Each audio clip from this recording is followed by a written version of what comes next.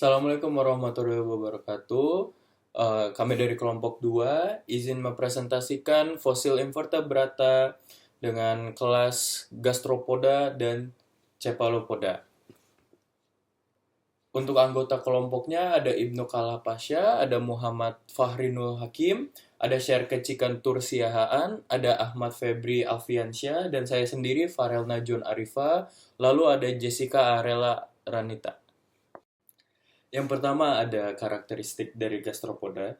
Gastropoda merupakan moluska bertubuh lunak yang umumnya memiliki cangkang spiral. Terdiri atas satu bagian atau univalve, cangkangnya terbuat dari kalsium karbonat atau CaCO3 dan sering sekali terawetkan dengan baik dalam batuan sedimen. Yang dapat di-highlight dari karakteristik gastropoda ini yaitu memiliki cangkang univalve atau tunggal berbentuk spiral atau kerucut. Yang kedua, memiliki apertur atau lubang keluar tubuh dan spire atau pusat spiral. Yang ketiga, kadang ditemukan bekas pola spiral dan ornamentasi cangkang yang jelas. Komposisi utama dari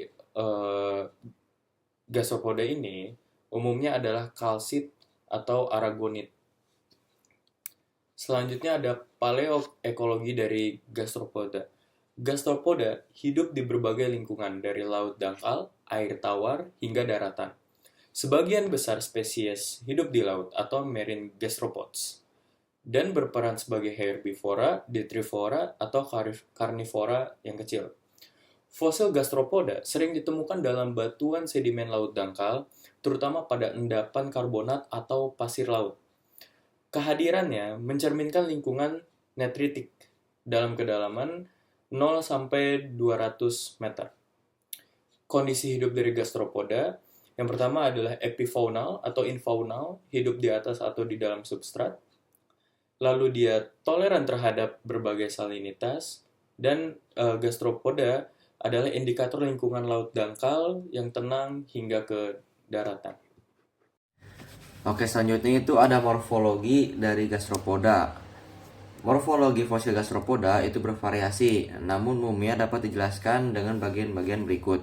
Nah, yang pertama itu ada apex, ujung awal spiral, lalu ada spire, bagian atas cangkang yang terpilih, lalu ada whorl, setiap putaran spiral, lalu ada sutur, batas antara whorl satu dan lainnya, lalu ada apertur, lubang tempat tubuh keluar, lalu ada columella, sumbu pusat spiral, lalu ada operculum, itu penutup apertur pada beberapa jenis.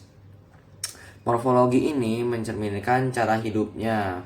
Misalnya, bentuknya memanjang, menunjukkan adaptasi untuk substrat lunak, sedangkan bentuk pipi menunjukkan kehidupan di dasar keras. Dan selanjutnya adalah klasifikasi geologinya. Kata gastropoda diambil dari bahasa Latin. Gastro artinya perut dan poda artinya itu kaki. Kelas gastropoda sendiri terbagi dalam 3 subkelas, yaitu subkelas Prosobranchia, subkelas Opistobranchia, dan subkelas Pulmonata. Gastropoda ini dia memiliki kingdom Animalia, phylum Mollusca, kelas gastropoda, ordonya Pulmonata, familia Achatinae, genusnya Achatina, dan spesiesnya itu Achatina fulisca. Dan selanjutnya adalah sebaran dan distribusinya.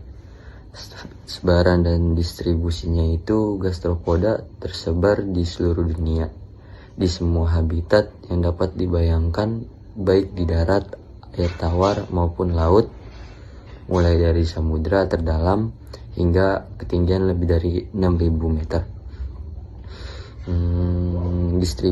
Distribusi habitat. Laut menempati semua habitat laut, mulai dari dasar laut terdalam hingga kedalaman 5 km, hingga zona pasang surut di area pantai dan mangrove. Air tawar hidup di berbagai habitat air tawar seperti sungai, danau, dan kolam.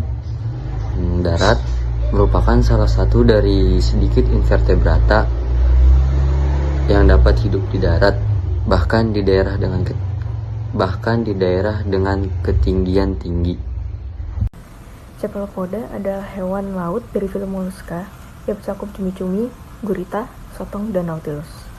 Karakteristik dari cephalopoda ini sendiri adalah cephalopoda memiliki tubuh yang simetris bilateral, berkepala besar, dan memiliki tentakel. Cephalopoda umumnya tidak bercangkang, bernafas dengan insang, serta memiliki 3 jantung dan sistem sirkulasi yang tertutup.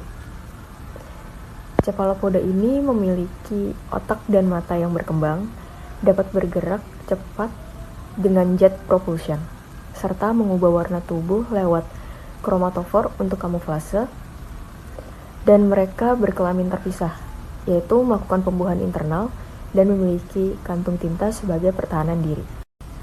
Selanjutnya itu adalah paleoekologi dari cephalopoda. Lingkungan hidup dari cephalopoda ini sendiri adalah cephalopoda ini umumnya hidup di laut, tidak ada yang hidup di darat maupun di air tawar. Selanjutnya itu adalah zona ekologi dari cephalopoda.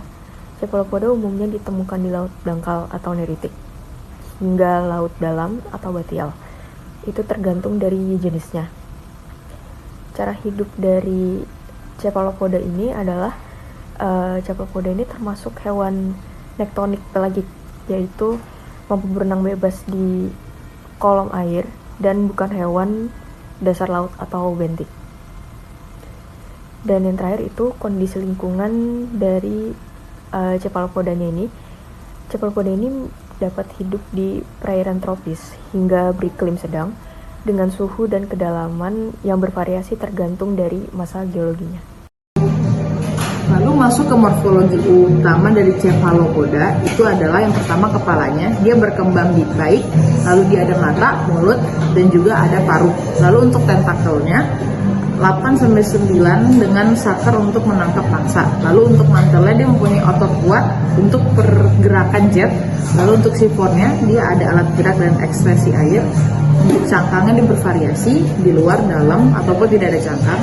Untuk sistem sarafnya dia sangat maju dan kompleks, dan untuk kantung tintanya digunakan untuk pertahanan diri. Untuk klasifikasi dari cephalopoda itu ada tingkat taksonominya. Yang pertama kingdomnya itu Animalia, untuk filumnya dia Mollusca, untuk kelasnya itu cephalopoda sendiri. Lalu untuk subkelasnya itu terbagi jadi beberapa. Ada subkelas Nautiloida, ada subkelas Coleoidea, dan juga ada cephalopoda yang sudah punah atau termasuk fosil. Nah, untuk Nautiloidea itu contohnya adalah Nautilus, dan juga untuk Coleoidea itu ordonya ada Cetida, ada ordo Teutida, ada ordo Octopoda, dan juga ada ordo Vampiromorphida. Saya akan menjelaskan tentang distribusi dan sebaran dari fosil cephalopoda. Fosil ini ditemukan secara global, hampir di semua benua, terutama pada lapisan batuan laut. Contohnya Eropa, banyak ditemukan Ammonites di Inggris, Prancis, dan Jerman. Habis itu ada Afrika Utara, terutama di Maroko. Habis itu ada Amerika Utara, di daerah Gunung Rocky dan pesisir timur. Habis itu ada Asia, fosil cephalopoda juga ditemukan di Indonesia, India, dan Jepang. Habis itu Australia, terutama di wilayah sedimen laut purba seperti di New South Wales dan Queensland. Hal ini menunjukkan bahwa mereka hidup di laut-laut dangkal hingga laut dalam. Sekian presentasi dari kelompok kami. Apabila ada kekurangan atau ada kesalahan, mohon dimaafkan. Sekian dan terima kasih.